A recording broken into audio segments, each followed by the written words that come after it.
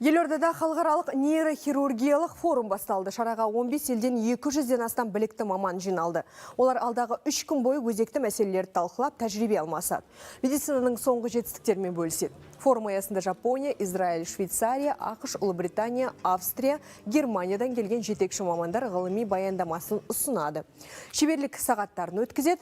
Нейрохирургия тарих қазіргі заман тұлғалар атты кинофестиваль ұйымдастырылып, көпшілік назарына деректі фильмдер ұсынылады.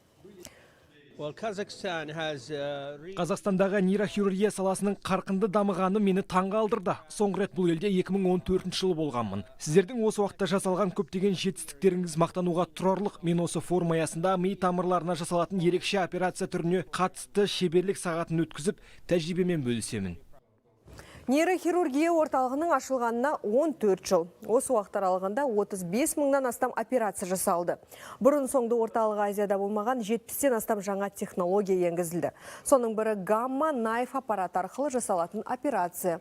Ерекше тәсілмен бас ми ісігіне, қан тамыры ауруымен науқастанғандарға кеспей, тілмей, ауыртпай 500-ге жуық операция жасалды.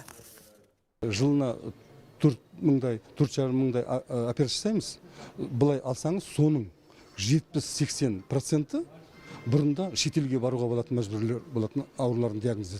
Қазір олардың бәріне тегін, ең жоғары сапалы заманауи технологиямен көмек көрсетіп жатырмыз. Форумда біз дүниежүзінде енді қандай пайда болды, жаңа технологиялар қандай болды, қандай тәжірибелер бар. Соның бәрін өз көзімізден көріп, өзіміз естіп, сондықтан әрмен қарай дамуымызға өте әсер етеді.